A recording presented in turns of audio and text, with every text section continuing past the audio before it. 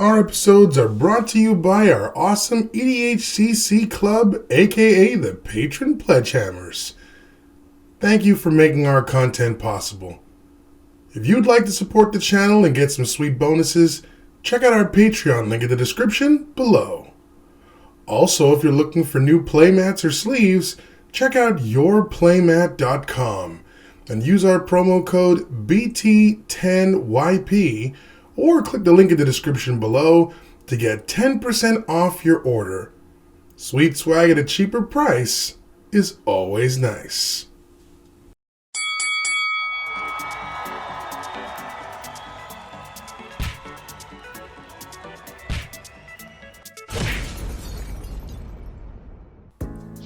Welcome to episode 197 of EDH Commander Challenge. I'm your host, BT. A couple things to say. If you guys are going to be going to Commander Fest here in Montreal that takes place in just about 2 weeks, I hope I get a chance to get in some games with you. I am super excited. And also, in case you didn't hear, as per last week's video, we're currently doing a giveaway where one lucky subscriber will have the chance to win a foil Yavimaya Cradle of Growth. I'll make sure to leave a link to the video with all the details of how to enter and bonus entries in the description below. But now then, let's jump into today's episode and check out those opening hands. First, in this corner, with an opening hand of Plains, Mountain, Needle Spires, Oblivion Ring, Nahiri the Lithomancer, Sword of the Animus, Champion of the Flame, and his Boros-style General Wyleth Soul of Steel. He is yours truly, the host, BT.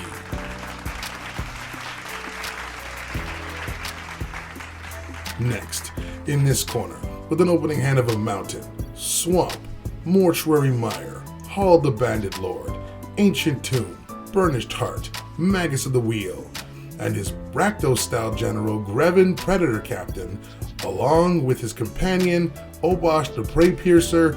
He is the Big J-Man. This is Joshua.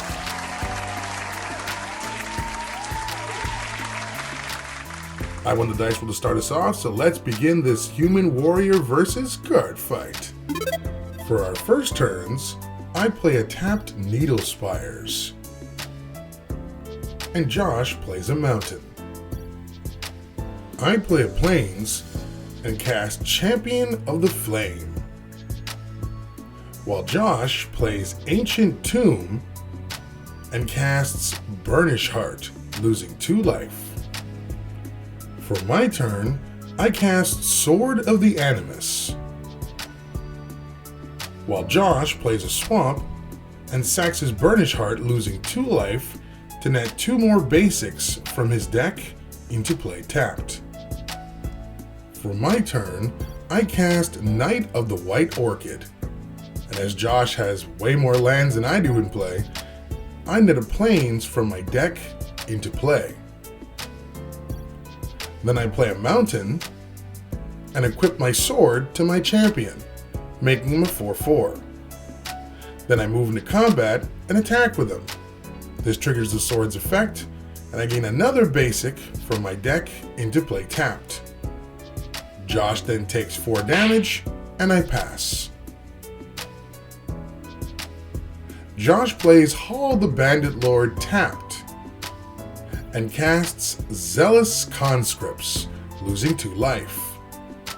With its ETB, he untaps and gains control of my equipped champion, then moves into combat and attacks me with it. With the sword's ETB, he gains another basic from his deck into play tapped, and I take 4 damage before he passes. I play Buried Ruin and cast Combustible Gearhulk. With its ETB, Josh allows me to draw 3 cards. Next, I move into combat and attack with my champion. With my sword's effect, I get another basic from my deck into play tapped, and Josh blocks with his conscripts and takes only 1 point of trample damage before I pass. Josh plays a Mountain and casts Malignus. He loses 3 life via his Hall, which gives it haste, and says he's looking to end the game here. He moves into combat and attacks with his creature, which is currently in 1818.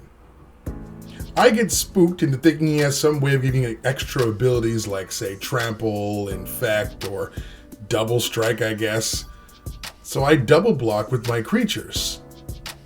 But then he just smiles, moves into damage, and they just both die.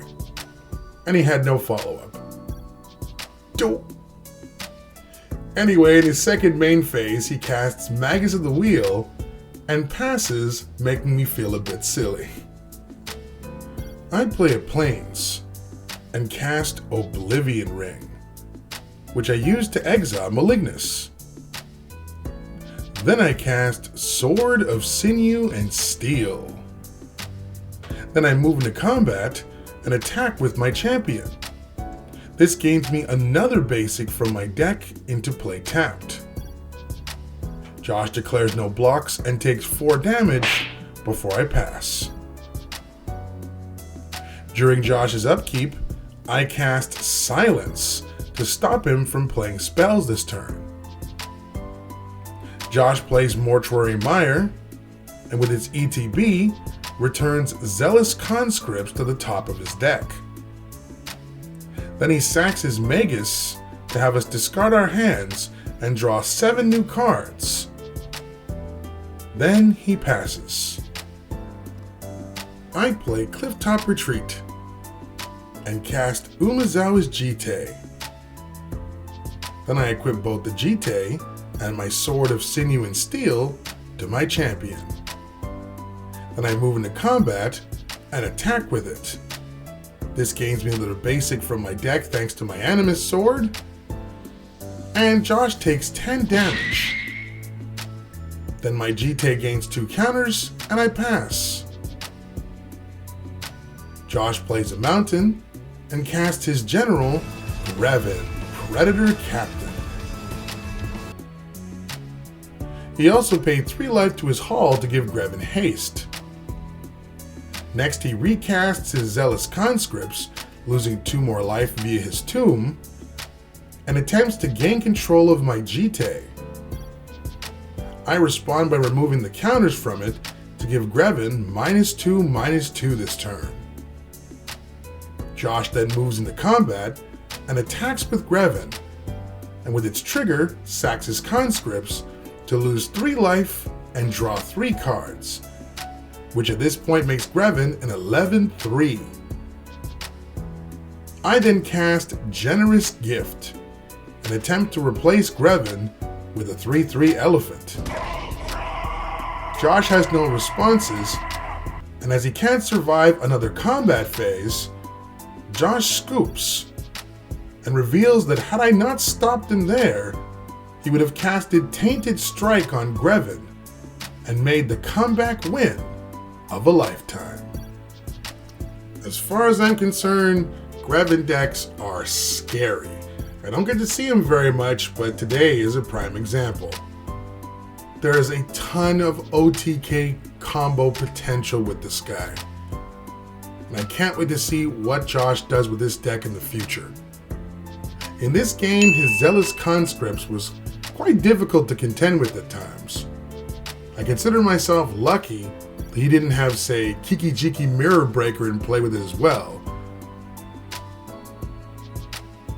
Wyleth didn't make it to the party this time, but Champion of the Flame did quite well in his stead, taking away a good portion of Josh's life total with the equips I put on him. Here with our picks? Let us know in the comments. Also, if you enjoy our content, consider becoming a patron. We'll give you access to some sweet extras like bonus entries into our giveaways, your nickname in the EDHCC club, and so much more. Also, if you're looking for new custom playmats and sleeves, then please check out yourplaymat.com and use our promo code BT10YP at checkout to receive 10% off your order. It's sweet swag at a cheaper price, and that's always nice. Also, don't forget we're currently doing a giveaway where one lucky subscriber will take home a foil Yavi Maya Cradle of Growth. You can get up to 3 entries to win it. I'll leave a link to the giveaway video in the description below. Well, until next time, thank you so much for watching. It means a lot to me. Stay warm, stay safe, and keep on card gaming. Love you all, and cheers.